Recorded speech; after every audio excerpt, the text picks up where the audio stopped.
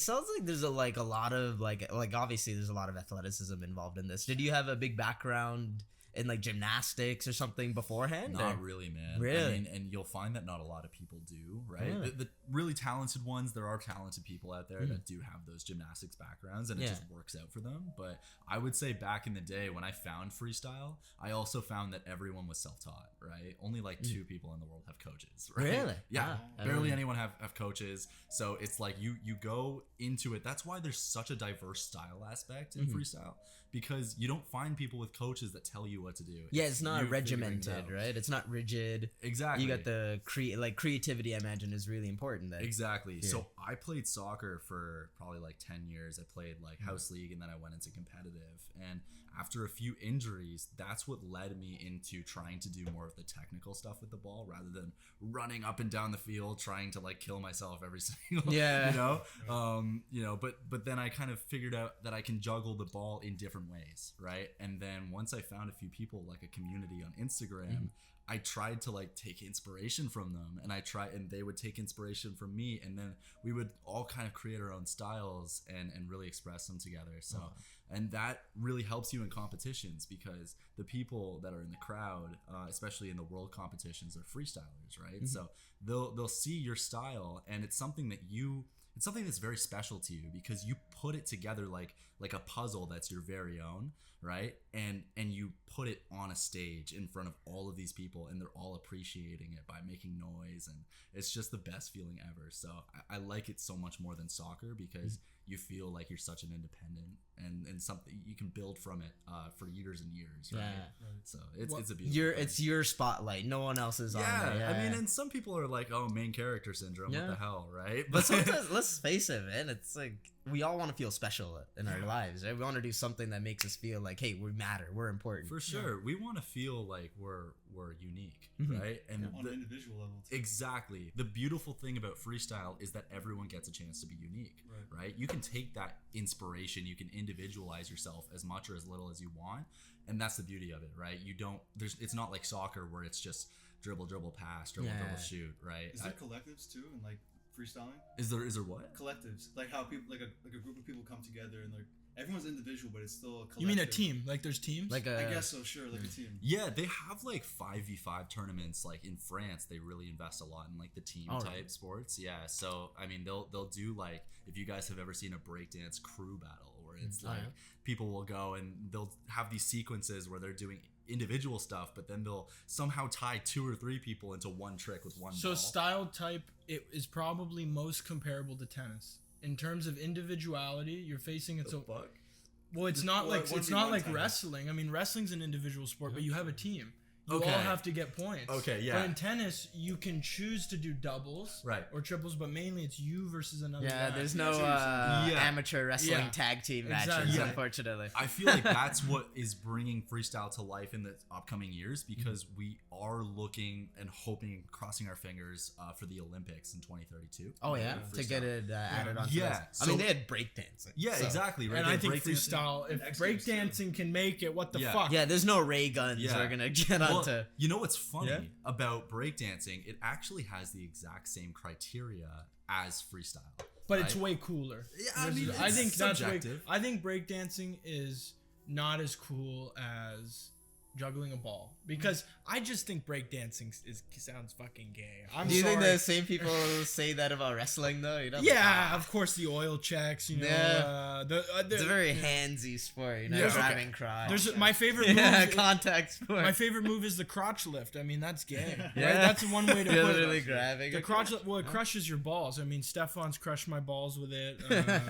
Any Azerbaijani has crushed my balls. Speaking of wrestling, I want you guys to know, the listeners at home, these two guys have also been killing it for Yorkie Wrestling, editing our stuff, editing a lot of good content for our tournaments. Yeah, I'm like a ghost editor. But I mean, man, like if you guys want to check it out, Instagram, Yorkie Wrestling. Yeah. You have our highlights from Brock, U of T, TMU, just TMU. Yeah. And Western coming up. We didn't go to Guelph because you guys need to get your stomachs checked. There's a lot of norovirus going on. I hope everyone's doing fine, because it is a bad virus. You're going to be on the toilet. you're gonna get into breakdancing at some point. That's just the vibe. Isn't that what happened to you last year? You did the stomach flu? Well, you know what? Unconfirmed whether this was caused from sushi from York Lane. Yeah. Shout out York University. Bang, bang, yeah. But yeah, I mean, it happened to me. I mean, out both ends, mouth, ass. Your heart's bleeding. And this wasn't norovirus, just to make sure. I think it was food predated norovirus. And it's gone now, right? Like, norovirus.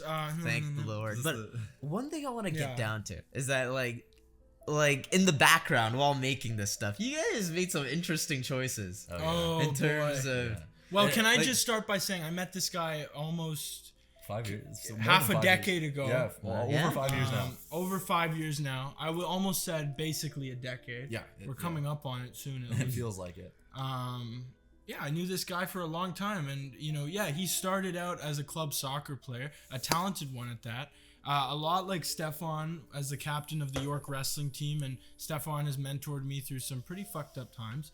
But the same I can be said about Ollie. When I was just a freshman in high school in Oshawa, I met this guy, and I felt really alone because I was not very confident in my skill set. I had great cardio. I loved playing soccer, but I just didn't think I had the skill or the look. But this guy was juggling the ball. I still remember. It was like a Tarantino movie. There's a nice tinge. There's a tumbleweed going, right? And I remember seeing this guy doing freestyle tricks, and I just went up to him. He looked like the perfect face for Abercrombie and Fitch. And I just, shook this guy's hand, and I said, well, I didn't shake it because I was, a pussy. But I said, hey, how you doing? Are you trying out for the team? And you're like, yeah, I am, And that's where I discovered that we were both kind of new to that area, right, Oshawa, because even though I'm 2 years older than him, I met him when he was in grade 9, I was in grade 11. He had just started high school, but I had just moved to Oshawa, right? So we were both like, we clicked that way, and where we were both feeling kind of alone, right? I was moving from a high school in Kingston, Ontario, and where I met all of my friends. I mean, I went to elementary and middle school there, right? Basically made my whole life there, right? And then it was all stripped away from me to make this big procedure to Oshawa, right? And I was like, I don't know who is going to relate to me here. What are the different social cues around here that I need to take up, right? I don't know who these people are. Was he much of help? Yeah, absolutely. And you know what we noticed? We noticed that we lived on the same street. On the same street, Farewell Street. Neighbors. I actually don't think I knew that until it was weeks. It took a few weeks, months, man. I was like, man, this guy seems really cool, and then I find out he lives down the street from me, and we live down the street from the Crackhead Motel at King and Farewell.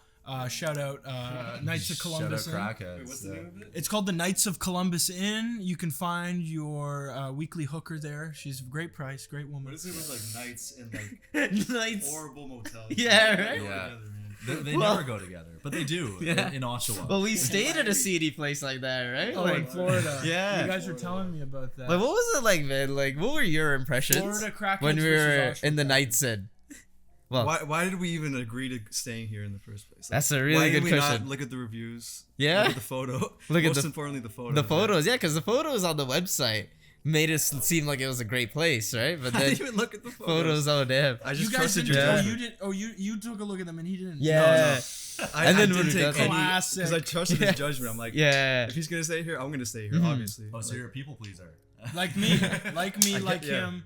Probably fuck Jazeel. But I mean, we had some like Young shady Jazeel, characters out there, man, on site. Are you a people pleaser, Jazeel? A little bit. You're more of a leave me the fuck alone. He's a kinda guy. 50-50 kind of guy from the gesture we just got. May I step on? Right there. May I step on? Yeah.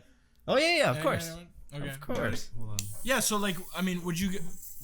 I think we should book that same motel, and we should all go In Florida, yeah. and talk to the guys Do a there. podcast there. Do a podcast in Florida now that. Get a Ouija board. Yeah. Oh, we met some interesting characters, but I want to get back to the story about you guys Okay. calling out certain Ontario wrestling teams on Instagram after getting plastered at the bar. Let's leave Certain this to Ontario Jack. wrestler. Yeah. Well, listen, what happens? Jack is behind all of this. I'm just a ghost editor. I will take no credit for any weird actions that has been made. So what happened though? This is an interesting story. I mean, I know what happened, but for the viewers I at want to hear home, this too. I don't know. Well, listen, let me tell you a little bedtime story. Okay, listen, what happened is basically the edit had just come out, and this was the first footage I'd brought to Ollie, and I was nervous because the footage wasn't that great. I mean, there was some good footage, but I was still trying to get a hang on how to do this thing, right? Mm-hmm. Where's the best position? What do you need and not need in the shot? I realize coverage is like super important because whatever, if you can't get that video back if you didn't record it, right? So just make sure you have, but the problem is you have an iPhone, the storage is terrible. Anyway, well, I brought it to him. The edit was great, and it was actually Ollie's birthday. He's now 21. Yeah, correct. Which is crazy. He's at 16 years old. 16. Well, that's when I met him on the soccer field, and we actually became teammates, and we lost in the playoffs. Yeah. Actually, we didn't even make it to the playoffs. Yeah. But editing and filming together, and then it's led all the way up to what? Okay, what have you been doing with other schools? Basically, eventually that edit came out, and I really wanted Bernard to give me access to the Instagram page because I thought I deserved it. And basically, I ended up calling out Guelph Wrestling because, listen, who am I going to take a shot at? I mean, like, U of T, boring. I know, right? These guys are losers. Losers. Blues? The Blues? Like, who am I going to call? Wait, they're crying the Blues because they lose? Wow, that was a bar. Holy. There's a pattern with Guelph because Guelph, we've beaten their guys a few times. Mm-hmm. It's not unheard of to beat a guy from Guelph. It's just they have such mass numbers. They're like the Chinese army. Yeah. It's like you can kill. You take out one, but then you got another one you got to worry about later. And then you find out that, like, you got 3 in the same weight. They just stack weights. They're like, you're all gonna fight each other. Yeah. Today. I don't give a fuck. One of you's coming out on top. Less of a team. And you thought this was a great rivalry to start. Made it interesting to call them up. I mean, we need to get it interesting. Wrestling in Canada, for the most part, is fucking boring. Yeah, there's no tension really. No tension. I think for sure, shake the hand. Tension. Yeah. You should shake their hands all the time. Like, you should always be respectful of your opponent. Mm-hmm. But every now and then, like, I want some trash talk. Okay, then what was it? Okay, basically, I called out a specific wrestler named Jordan Osborne. Yeah, you had a match with. Barn burner, as said by Mick Master commentator. It was a barn burner. Yeah, guillotine. Guillotine. It was. I think the score was 19-18. Yeah, something like. I lost with 1 second to go. I want a rematch with Jordan Osborne, and I'm calling you out, Jordan, and I hope you accept my respect. This makes it to you, man. You heard it here. I'm gonna make sure this makes it to you. I'm gonna send this to you directly. This excerpt. Okay? Goodness. I want to have a friendly duel. I want to shake your hand. But then you called out the entire organization, right? For a little bit. Briefly. I did. I called out Guelph. I think I posted a meme akin to a kid saying, you've sent your men here this many times just to lose to us. Because apparently we're not very good, according to some people out there. And I think that's bullshit. It's a shame. And I think Ali Dach is going to... We're up and coming. We're up and coming. Top 10 in Canada. Ali Dach is top 10 youth riding in on a horse, and he's cutting the heads off of all of the kids. In because a lot of solid guys on the team. And this is what made you think, it's time. Yeah. It's time to cause some shit. And then I got the call, the PR call. From...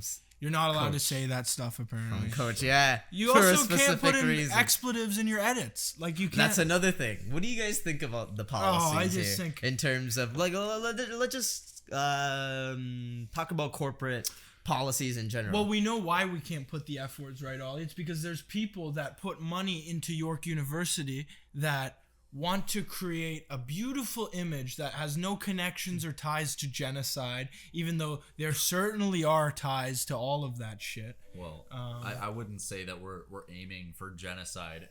No, we're not aiming for genocide. We're aiming but for they want to present themselves, or organizations in general want to present themselves as clean cut, no swearing, no expletives. But it's like... And you guys had expletives in your content, right? And you guys... What, more than like 75% of York is diverse? They don't come from a single creed. So why can't we put in music that is inclusive to the mass population of our school? I mean, it's really funny too, because like you'll hear professors in universities and colleges that literally like go on swearing rants. Yeah. Right? Like it's nothing. Props, so we're all adults. We've all heard and said any word before, right? But I feel like when they portray it, they want to act as if none of that is ever the case. Yeah. You can have orgies in your dorm room, but you can't put in a swear word and a sick Drake edit? Are you fucking kidding me? The professors Yeah, have orgies with, sophomores, right? But they'll never they'll never portray any of that in a wrestling edit. If you have tenure, you could literally murder someone if you have fucking tenure. If you have tenure as a professor, maybe. These videos that we're putting in the edits are grown men grabbing each other's cocks. Yeah. Right? This really is what it wrestling is. we're talking about, and they're little unitards and whatnot, right? I'm glad this is what you reduced my sport to. This is all I know about wrestling. It's just a lot of cock grabbing. And it's all that there is. Really. Exactly. It's who can grab cock better. But right? here's the thing. Who can wrestling, grab that crotch? Right? And so why can't we swear? Why not? And I agree with you guys. The thing is that I guess with all these universities, everything is about spick and span. You gotta be clean. You gotta be like child friendly, perfectionist. Damn no near, one right? buys it though. Everyone that knows it knows it's not real. Well, it just doesn't market well. I mean, like we kind of half bleeped out some of the words, and it's like, oh, you don't hear it now? Like you don't know what he's about to say next? Are you kidding me? Yeah. If you're an adult, you can anticipate it, right? Yeah, I think that it's funny because I do believe that the swearing stuff, it is because these universities want to pertain to the high schoolers that want to go to these universities, right? And their parents and whatnot. But it's so funny that those high schoolers are the ones that are saying these words that we're hearing in these songs the most. Yeah, right? Of course. Like So they know about it, they resonate with it. Yeah, exactly. No one was born yesterday. We're all like almost adult, like adults or almost adults. For sure. I know. It's weird because I think that those kids, they almost want to feel like they're in whatever culture they came from in their high school when they go to their university. They want to feel comfortable. They want to feel like they're in an environment that isn't like so professional, like suit and tie, right? They want to feel like they're in a hip school, right? That is good at sports, top 10 U sports, right? They want to feel that hype. And the only real reason that we're putting those rap songs in there is because that's developing the hype, right? So And it's Toronto. Like it's Toronto. It Right? like resonates with everyone, right? It's not like 100%. we're in some small rural town, man. Everyone listens to rap, Yeah, you know? absolutely. This isn't Midland, Ontario. Okay, we go to It's York. not like, Midland. you know, and it's like, yeah, I mean, and any of the teams you see that have little media presence, usually no one gives a fuck. I mean, Brock's a great team, but they're not just good at wrestling. They're good at getting their shit out there. I mean, Brock has a lot of animations, right? And like heavily.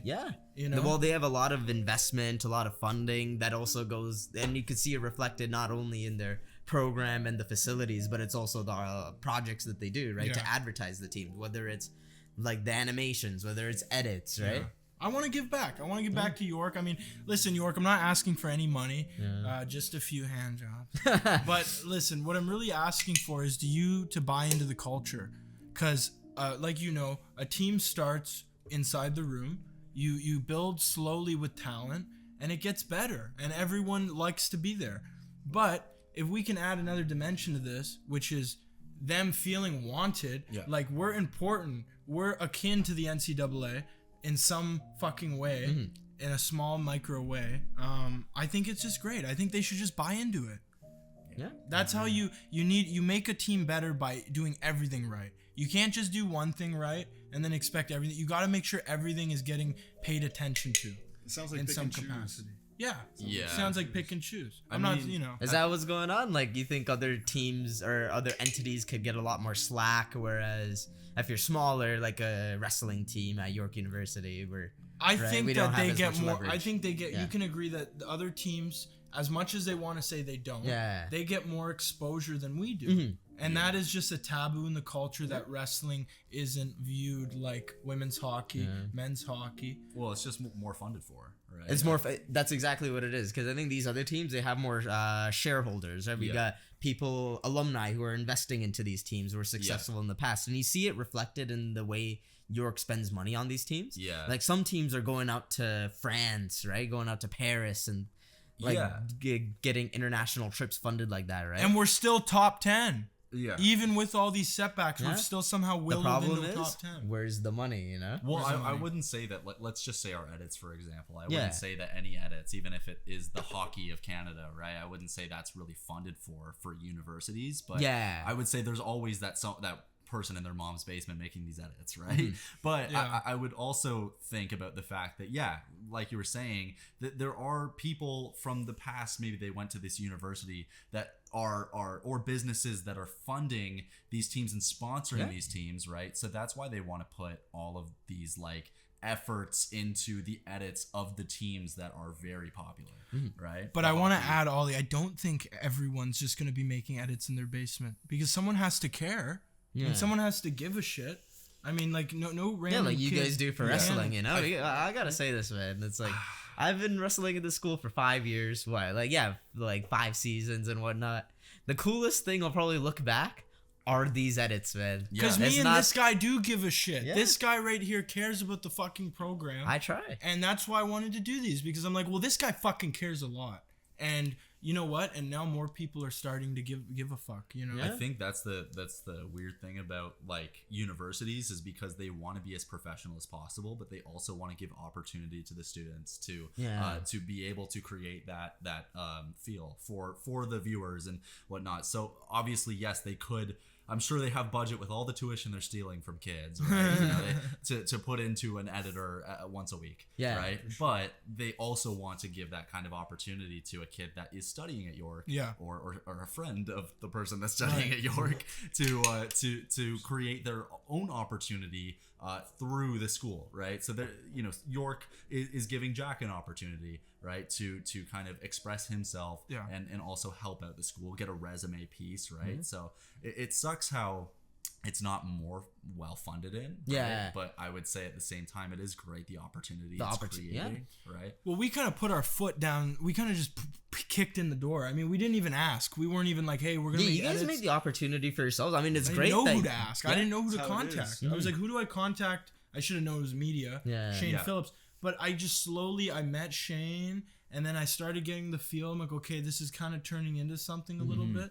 You know what I mean? And I could tell they respect you guys, right? I can relate to that a lot, just bringing it to my freestyle real quick, because when it comes to freestyle, it's like, usually you'll say, oh, I'm a freestyle soccer player. People go like, what the fuck is that? Right? They think he's a rapper because I don't say soccer. Yeah, this guy's like, this guy's the number one freestyler in Canada. They're like, spit some bars, bro. Yeah. Right? But for me, it's like, I'm not in a industry that is like, I have this ladder that I can just climb, right? You have to make the ladder for yourself. Exactly. I have to create the value, right? And then put it into the right ears, right? I call people and I almost have to give them a rundown on how freestyle soccer helps and benefits their soccer team, or helps and benefits their event that's going on, right? So I feel like that's what's good about this opportunity being kind of created by Jack, by reaching out and doing all of this type of stuff, because I relate to it heavily. I was a 17, 18-year-old kid, and I was making cold calls, right? And I was like, oh, hey,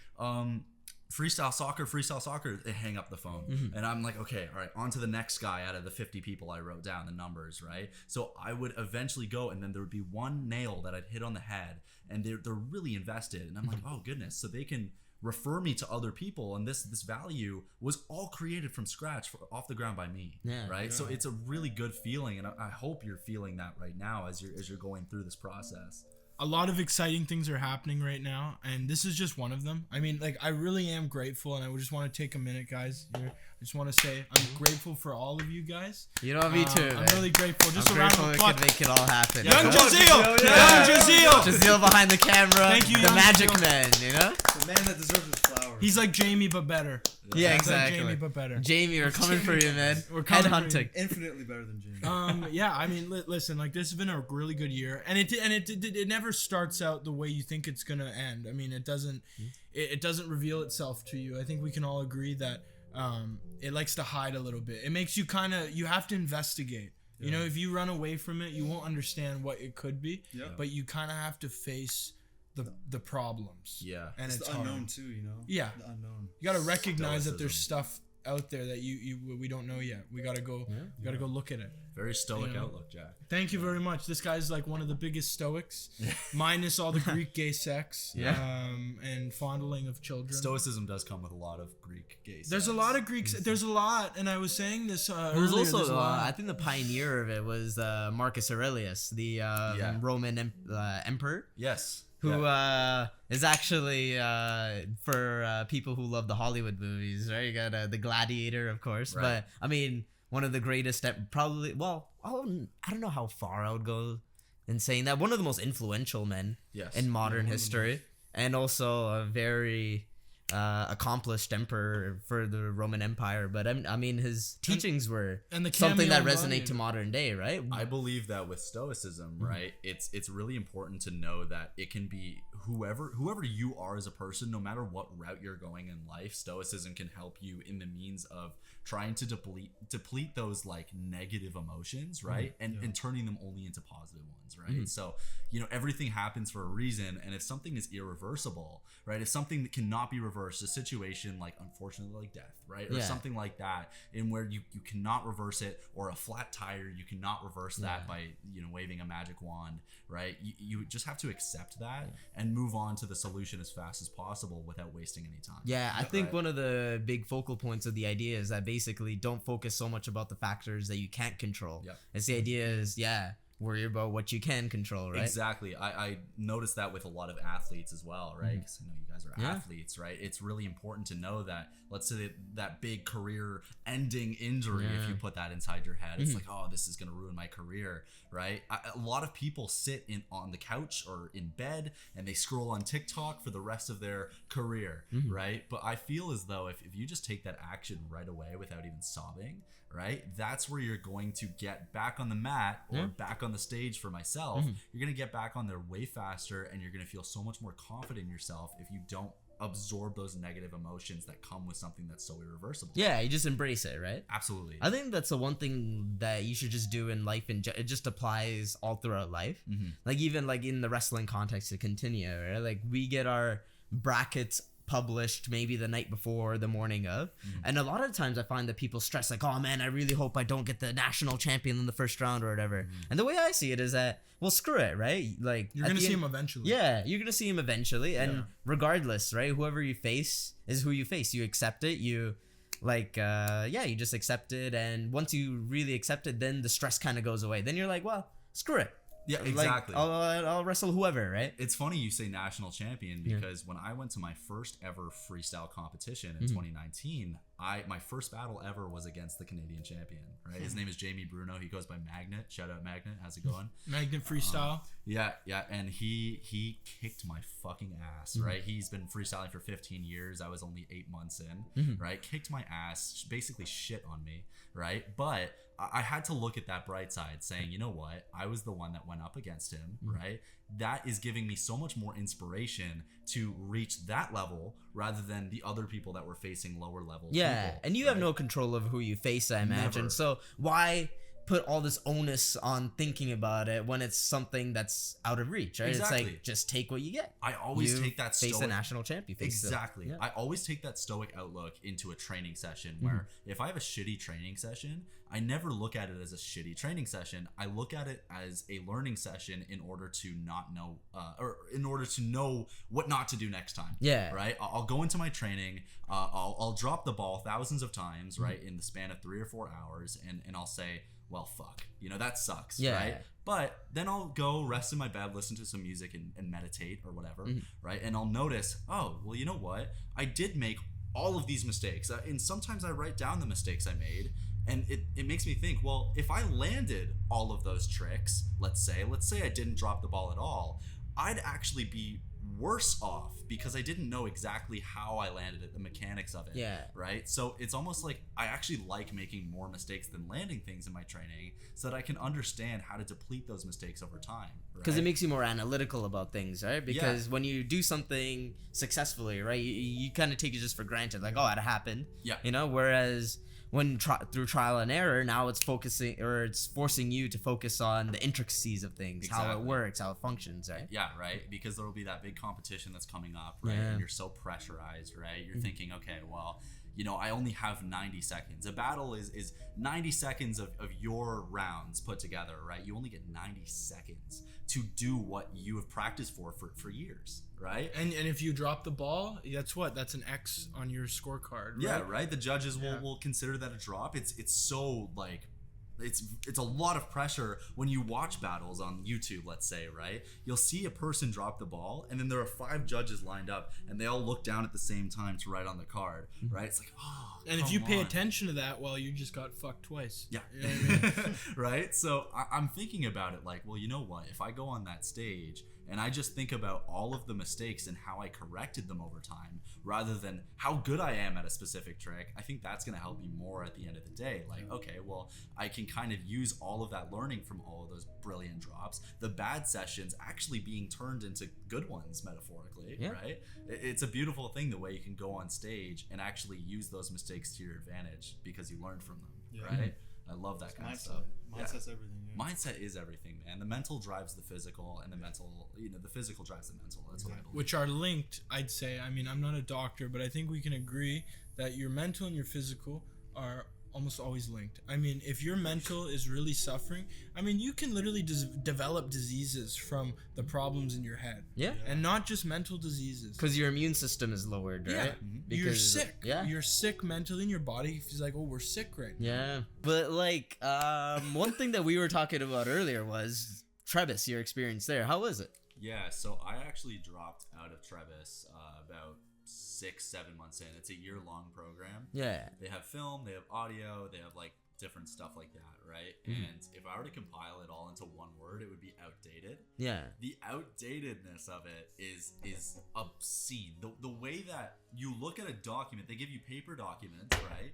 And you'll look at the bottom and it'll say Trebas 2009. Trebas 2009. Crazy. I'm thinking like, dude, I was 6 when that shit was made, right? And film, you know this, Jack, right? You guys know this. Like, the film, it is the biggest snowballing industry, and it's getting It's so always big. improving, right? Exactly. Always not something new. It's like AI, the way that people are thinking of these new things and developing all this shit, right? So 2009, like, they weren't even using any of the cameras nowadays. They weren't even using any of that stuff. You couldn't shoot on an iPhone back then. Now you Exactly. can. Now you actually can shoot on all an of the iPhone. theory is completely different, right? And then what they do is they get, this group of good buddies back in the day. They're all teachers there, and none of them are really licensed or anything like that, right? And then they completely advertise it by taking you on a tour of this little school.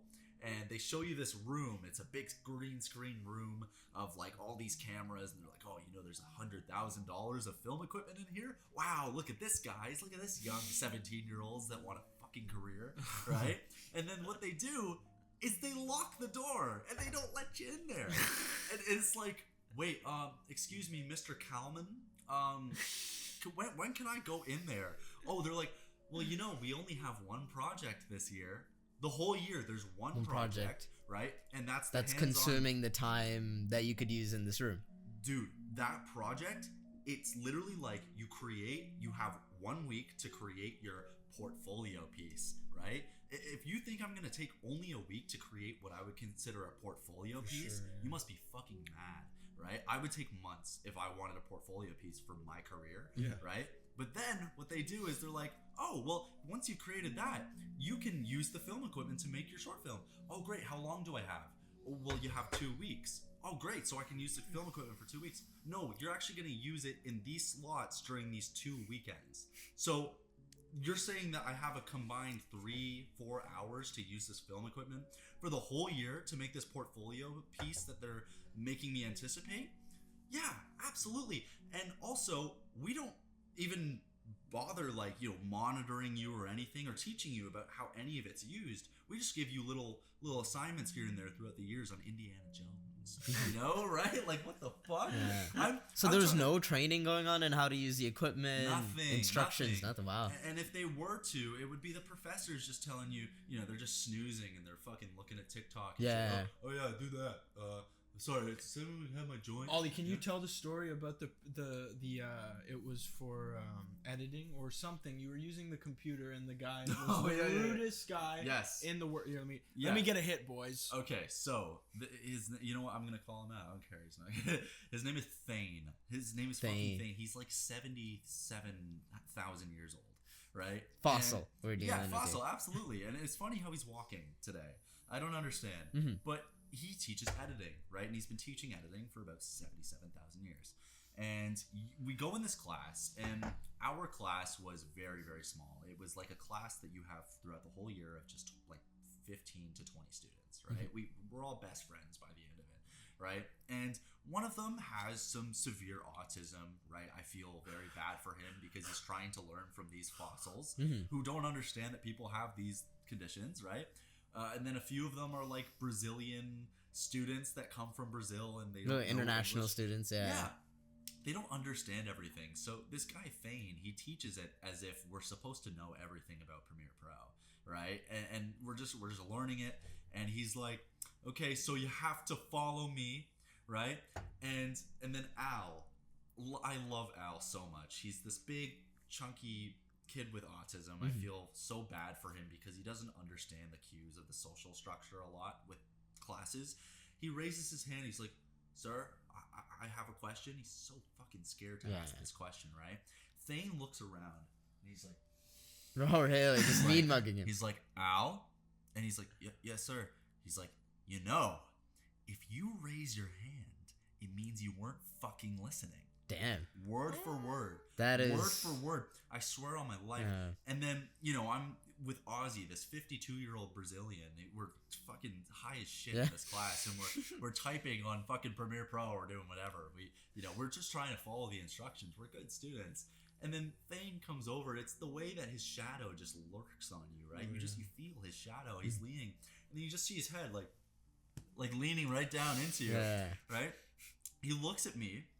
And then he just goes like, and then he looks at Ozzy, this 52, like he has kids back in Brazil and shit. Like he's a poor. This is a man, you know. Right? You're not talking to a little kid here, right? Yeah. And he's like, "What in the fucking hell are you doing right now?" And he's like, "So I don't really know. I'm trying my best. You know." He's like, "I don't, you know." And Thane's like, "Well, you know, you just planted your eyes on my screen, you would have understood. And if you ask questions, you weren't fucking listening. Holy shit. Like, so this guy's not really a teacher, man. He's just a guy giving a presentation, really. Yeah, like, does he expect us to literally, like, tolerate every fucking percentage of the information he gives us? Yeah, it's like... Are we paying this money to go in and not ask questions, guys? That's what I'm wondering. Because naturally, right, when you're being presented something, you're not probably going to be able to pay attention to everything. It's just the way the human mind works, right? Yeah. And if you're paying for something as a client, it's like, come on, man. You get, like... You should be able to ask questions and get them back in a respectful manner, right? Exactly. This guy fucking sucks. He does. Thane, is it Thang or Thane? Thane? Thane, if you're out there, you fucking suck. Yeah, right? So, you know what's funny, though? Yeah. Like, Al, this poor guy, I mean, he's my age, most of our age, right? And we go out to get, like, McDonald's or something for lunch after, right? Al loves McDonald's. Al loves McDonald's. You know this. You've heard a lot about Al.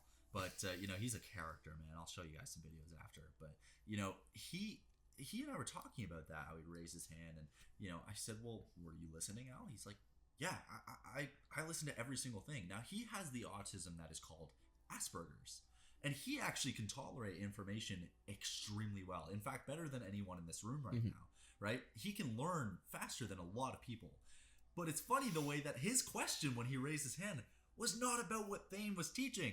It was about something that was additional to that. Hey, I don't know, I don't remember what the question was, but I guess Thane doesn't realize that you can ask questions that are out of the subject line. Yeah. And doesn't necessarily mean you weren't listening. And it can add to the quality of the lecture being given, right? Absolutely. A lot of times. Al, through a whole year, he was asking questions about, you know, these things that would actually add on to our knowledge. Yeah. Right? Because he knew a lot about film. He's a very good filmmaker. Right? And he's very creative. So you'd say with Trebus, a lot of these guys didn't have the classical training that your professors or teachers otherwise would have. Because one thing we're taught at York University Teachers College is that if one kid has a question in the class, odds are a lot of other people are having that same question. So when you answer that one person, you're probably helping out the whole bunch, right? It's like frequently FAQs. Yeah, ask questions, right? There'll be one person who has the fucking balls. The balls to ask. You know, to ask it, and then everyone you'll notice that everyone benefits. The face on everyone goes from grunting to just relax. Yeah. Like, oh, he asked the question. Thank fucking God, right? Is that like collective consciousness? You think in a way? A little bit. Yeah. It's just a common sense kind of to hope that someone asks that question, and when they do, it's like you all I mean, you're all under the same kind of layer of education at that point in your life, right? You're just starting college, or maybe when you're in high school, right? You're all under the same similar type education and IQ, right? So that's where it falls into, oh, okay, well, let's hope this one guy asked the question. Yeah. Al was the guy that did that for us, and Thane made this kid cry. Oh my Made god. him fucking cry. Yeah. Like, literally swore at him. Just because he couldn't be bothered to explain something. Can you explain Decent what human Thane being. looked like though? Human Like decency. I want to Yeah. picture what Thane looked like. Okay, I got you. Ready? Okay. So he is, it's like an uglier Willem Dafoe. An uglier Oh. Willem And even Dafoe. uglier. You said fat too, or chunky, right? No, he was actually very skinny. No, Oh, Al was Oh, sorry. Asperger's was a little chunky, Oh, but okay. Asperger's was chunky. Al, he. I like that. I'm trying to think of. We're not fat shaming. Exactly. no, Al's a that's- great performer. He's like Long Chung, Who does but Al look Polynesian. like? Long Looks Chung. like Long Chung, but Polynesian. That's what. Long he Chung's another one. What happened to that guy? My sister actually was the first one to discover Long Chung at in Guelph. Guelph, right? Yeah. My sister saw him, he had no friends, and he came up saying, "Let's dance battle." You know, this international student. Yeah. And my sister recorded him dance battling. Is this the And, speaker? uh, guy? Yeah, the exactly. Yeah, it's the speaker head speaker guy. guy. Yeah. Sadly, my sister may have been the result of all these videos. She definitely, shamed him, right? She told him to actually start making Shamed content. him or helped? Okay, so she was a very positive influence. She on said, this "Are guy, you yeah. recording these?" And he said, "No." She's like, "You should be recording these." Wow. And then So Long that's Chung- what we could credit basically She should to get a the cut. rise of. Yeah, she should get a get cut of the. profits or the little, anything? Yeah. she What's should the be laying in the percentage? cut. Yeah, get He some used to commission call from the videos. all of his girls Commission. kawaii girls. That was his thing. He go, He's "Oh, like, hi, so kawaii. You get Kawaii two cool, speakers right? in here. Kawaii girl." That Yeah, means like cool, I think, right? kawaii means, I guess, cute women. Oh, cute. And he'd have a swarm of kawaii girls Like that he'd kimono never girls. have sex with. They were just his kawaii girls girls. in those like nice fancy like Basically little his friends. kimonos. Yeah, Japanese culture Japanese. talking Always about have, here, right? like, No, it's Hello the Kitty anime. girls kind It's of- yeah, it's yeah, the it's- anime. Oh, Oh, so girl. kawaii. Oh, I thought it was the kimono girl. Not No, Kawhi no. Leonard. Ancient Japanese. Yeah. Fuck. I hope none of our Asian audience. No, I'm so sorry, guys, but I have to ask you guys a question. What? Yeah, shoot. Kimono girls or kawaii girls? Um, Who's your ideal? I like more covered up, you know. Like, I'll If take the the kimono kimono. doesn't have like white 1820s British powder on her face, Well, she won't. then the kimono, right, Giselle? You agree? Then the kimono girl would. What the fuck? Don't bring Giselle into this. I think that's way better. If she doesn't have the powder on her face, Yeah. I think kimono girl. Bro, I don't know how you're gonna tolerate a kawaii girl. Oh I well, think you you'll know get what? tired A after. kawaii girl is good for a nice He little. tried to tolerate a kawaii. I was with a kawaii girl. That was the That's one he insane. did his Trump impression for, believe it or fucking not. Well, and we know this very well. And it We know worked. it. By all things considered. It worked. Well, I think that was the red flag that she found in you, right? Oh, she found a few, but I was like, But the thing I'm is- sorry, I'm not the guy. You But the know. thing is, from what he told me, the date, man, I mean, it worked. I mean, guys, Rizology, PhD, right over here, man. This guy You know, gets probably the most tail on the Yorkie wrestling team. I'll just say it right now. And there's a guy that gets the most tail. a fresh Giat is an Yeah. uncovered Giat. Well, Jack, now that we're on this topic, Yes. man, Hello Kitty girls, worth it or not? Worth it or not, you know? It's like a little game. We got a Bring little a little segment, if backpack. you will. I would try it, guys. I would try it once. So you're recommending our viewers to try it at least once. I think if you don't try it once, you don't know what you're not missing out. No. I have tried it, and it was not a fun time. Yeah? And you actually. Why wasn't it a fun Well, time? well, listen, like this one was 21 and I'm 19 years old. Yeah. But she had the emotional intelligence of a 15-year-old. Yeah. Probably. Yeah. What about you? You said you didn't have a fun experience. If you would like to Yeah. elaborate, if you want to elaborate She on was it. just. She was basically, the Christian one. That was it the was never one? a good start. Okay. Yeah, she's a Hello Kitty girl. So, and we need to be specific. It's a broad range. A Hello Kitty girl can come in many shapes, forms, sizes, colors. She's a Filipina, right? And basically, here's a little fun story that's never gonna go anywhere, hopefully. And basically, I train freestyle in my squash court. And sometimes my lovely mother is at home, and I'm thinking, well, this girl really wants to come over. You guys can probably piece two and two together. Yeah. And I'm like, okay, well, I have a the feeling squash what court, happened. there's no cameras, lock on the door, everything like that. Opaque door, nothing, no one can see. And she wants to come over. And she turned out to be this girl that's like trying to follow her Christian path. And I only noticed that after I was literally inside. Oh yeah. So she. Well, how did you come to that realization while inside? Well, Jack. Inside of what? Inside her. Enough said. Okay. Enough said. Okay. Please. But anyways. Is this squash court? Is this squash court? This is squash This court. is squash Okay, court. I'm gonna lean back. So, so basically, you know the scientific names for all of our fucking parts. You know that? Yeah. Oh yeah. For Like our everything, organs. Let's call them. Yeah. So like what would we call? Let's say a girl is sucking your dick. What would we call that? The fallopian suck. No, the fallopian tubes. No, but what would we call that in slang? Oral sex. In slang. or head. Yeah. BJ. Head. Something Yeah, right. something Yeah. like that, right? Oh, So- normal, but in scientific, it's So she would say Fellatio. Yeah. Yeah. So she actually said that. Yeah. She's like, okay. So is this the part where I do fellatio now? Oh yeah. I'm like, oh my goodness, what the fuck? Like, are you not gonna say head? And then that's where I knew it was going a little south, right? Because So she's so technical, and on top of that, being very awkward, right? Because normally when you're having sex, it's very flowy. There was never passion. It was nothing. It was almost like an exam to this woman. Oh, yeah? It was like she's like, okay, I'm gonna do it. Okay. And I was like, hey, we don't have to. No, I'm doing it. I'm gonna do it. I promise you. I'm gonna do it. I'm like, I'm gonna do it. I'm gonna do it. Yeah. I'm gonna do it. Shout out inauguration. I'm gonna do Yeah. it. So she was just, I don't know, battling for her religion conscience at this point. She was just really trying to like hold it together. Like it and- seemed like Seems she was a ritual, 50-50 about it. So ritualistic. Yeah. Sorry? It seemed like it was 50-50 about it. Yeah, and that's And why I was just like, hey, Yeah. we don't have to do That's what anything, sex right? is. Yeah, I don't But have the to do way anything she she doesn't would- want to. Yeah. Yeah, and she would, what do we call these boys? Yeah. Knockers. Going tits. Knockers, Yeah. titties, bazookas, Whatever. right? She called She's them like, breasts. She's like, hey, maybe you could put your hand on like my breasts. Breasts, now? yeah. Is that, Breasts. could you do that? And I was like, Well, yeah. some girls like to call it that. And Sure, yeah, but come on. yeah, but Fucking 70-year-olds. Yeah. Or just very, very hardcore Christians. Yeah. I mean, They don't need lube. They're ready to go. Yeah. It's so weird because it was penis, it was vagina, very uncomfortable. It was Yeah. like dick, pussy. everything come is on. yeah. Right? And so but she really liked Hello Kitty, which I don't understand the connect Well, between I'm those. surprised. I think it's a kind of it's a mental thing. You know, they want to go back. I mean, mine said, "Put it in my pussy." See, So a little bit that's more- what That I would've wanted. been more I wanted this girl to natural, have right? watched a Yeah. little bit of hentai in her Yeah. fucking prime, right? I thought that would happen. She's like 23, right? I thought she would have watched a little, Pokemon fantasy But or not whatever. at all. Yeah. Fucking, But with this Bernard girl, Sanchez the fantasy. point is that she meticulously broke down what she's gonna do using very. she step by step. yeah. She DIY'd it. Mhm. You know, she really just went fucking like. Yeah. It was almost like I was in a fucking educational video. Yeah. I thought I was gonna be presented. No to usage grade of nines. colloquial terms whatsoever. Very professional. Very. Yeah, so Yeah. I think, you know what? If I were to compare the fucking orange to the apple here, I think Jack got a great experience compared to mine. Yeah. Your Hello Kitty girl seems like she's a little. Well, he bit, had a fun time. Let's just say that. little bit more konnichiwa. He than had I a fun I had time. a pretty cool time. I mean, it's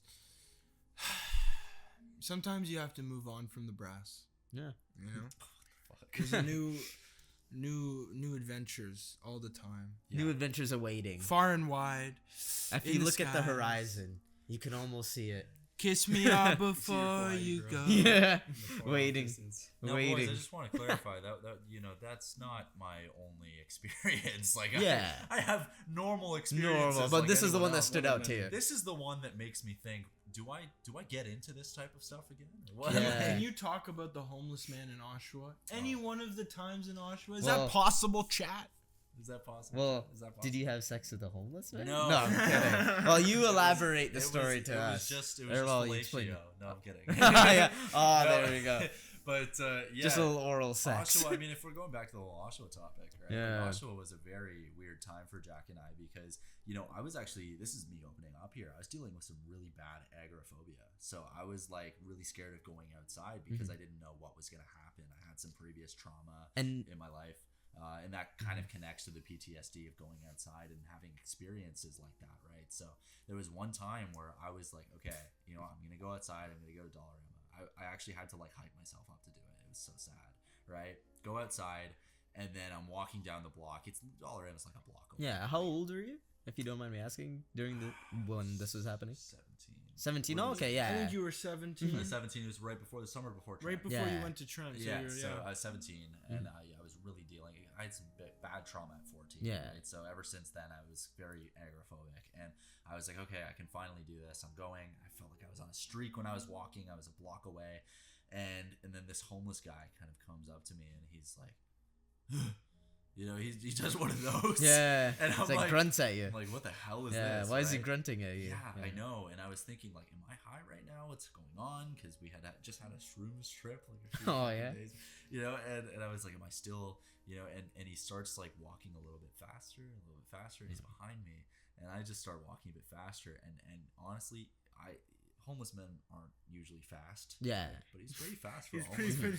He's pretty fast. Yeah, this guy could move. He could move. Yeah. And so I ran, and to realize that he was chasing me, I had to go one full block around. Yeah. Because everyone knows if you go one whole block around, like an entire block, just going around the perimeter. That's how you know yeah. someone's following you, because you know they're not gonna go for a fucking block walk at like 2 Yeah, what are the 2 odds that they're gonna make the exact same cuts as you going around the perimeter of an area, right? So you know that's what he did, and we were sprinting. It was a full like sprint. Yeah. And I did Oh my lose God. him. Yeah. Right. But it was one of those things where I was like, oh wow, so I really do live in what people like classify as Oshawa. Like this is Oshawa. People are out to get you no matter what the fuck you have. Like I didn't have anything in my pockets. Yeah. I wasn't wearing any flashy Versace or anything. Yeah, we like don't know that. what this guy's intentions, mentality was, right? Right? So we just know that he was up for no good. So Kawaii girls are crazy, They are right? crazy, We've bro. established that through our very racy conversation. But anyway, Just how the Kawaii say peace, Stefan. Lay it on me. But anyways, I want to wrap it up by asking you guys about like what you guys are going to be doing in the upcoming future, right? Like I understand you guys have had the Instagram the Instagram page where you guys make really funny, relatable skits, right? Could you elaborate on that? Go for it, Jack. Well, I think, you know, being a bit of a comedian, being able to laugh at yourself is a very nice skill. I like it a lot. And I think what we want to do at least is bring our creative gist to the market of relatable reels and comedy skits. And I think it's what we're doing now is pretty funny. I mean, I think we're going to have a lot come on the way. What's the next one we wanted to do, Ollie? We want to do when you're in a hallway Yeah. and there's someone very slow walking in front of you. But we put a twist on it, and you'll see it probably next week. Yeah, and for me, I'm just training freestyle as I am. I'm doing a lot of performances, but where you guys can catch me is I'll be in July. I'm going to be competing at the Canadian Championships, hopefully defending my title. And then in August, I'm going to Prague for the World Open Championship. So I'm really excited about that. Just training and making content at Ollie Clark Freestyle on Instagram. So I'm really excited to share some content with you guys there. Actor, writer, somewhat of a producer. Man who plays with balls. World is Cooked podcast, ladies and gentlemen. Thank you guys. Well done.